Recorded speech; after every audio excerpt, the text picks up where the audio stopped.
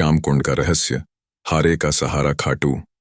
श्याम हमारा, ये बात देश विदेश में प्रसिद्ध खाटू श्याम को लेकर कही जाती है और ये बात सच भी है।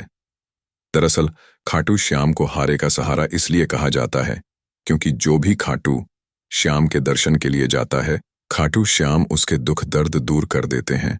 साथ ही जो भी मनोकामना होती है, खाटू श्याम उसे भी पूरी करते हैं।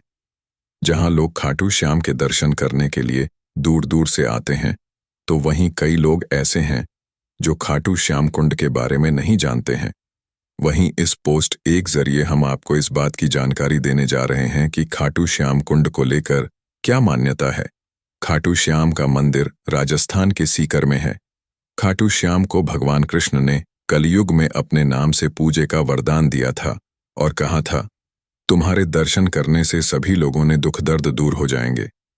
बाबा खाटू श्याम को जहां उनकी मां ने कहा था, हारे का सहारा बनना, तो वहीं श्री कृष्ण ने बाबा खाटू श्याम को वरदान दिया था कि जैसे जैसे कालयुग में पाप बढ़ेगा, तब तब खाटू श्याम को लेकर आस्था बढ़ती जाएगी। और इस कालयुग के समय में लोगों के बीच खाटू श्याम को लेकर इतनी आस्था है कि लोग उन्हें हारे का सहारा, खाटू श्याम हमारा कहते हैं। साथ ही कहा जाता है कि बाबा खाटू श्याम का मंदिर में जो भी जाता है, उसके सभी दुख दर्द हो जाते हैं और उनकी सभी लोगों की मनोकामना पूरी होती है।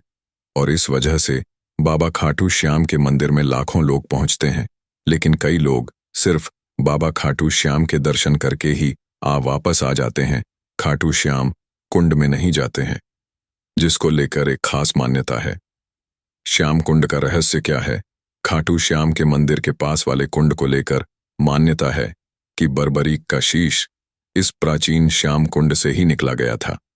कहा जाता है कि महाभारत के युद्ध के समय भगवान कृष्ण ने बर्बरीक से उनका शीश दान में मांग दिया था और बर्बरीक के शीश को महाभारत के युद्ध के बाद श्री कृष्ण ने रूपवती नदी में बहा दिया था और बाद में शीश बहकर श्याम कुंड में आया था और श्याम कुंड से ही खाटू शयन का सिर निकला गया था। यह कुंड गहरे और अंडाकार आकृति में बना है और इस कुंड में पानी है जिसके जल को बद्धा ही पवित्र माना जाता है।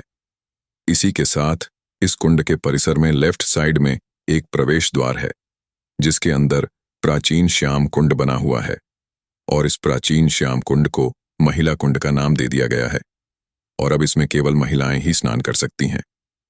आज के समय में श्रद्धालु इस कुंड के दर्शन करते हैं और यहाँ पर स्नान भी करते हैं। इस कुंड का पानी 12 महीने पवित्र जल से भरा रहता है।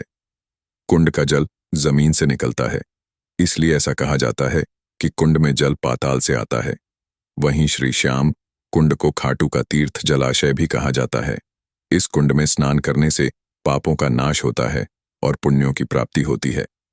वहीं श्याम कुंड के जल का चरणामृत ग्रहण करने से आत्मिक शक्ति का अनुभव होता है।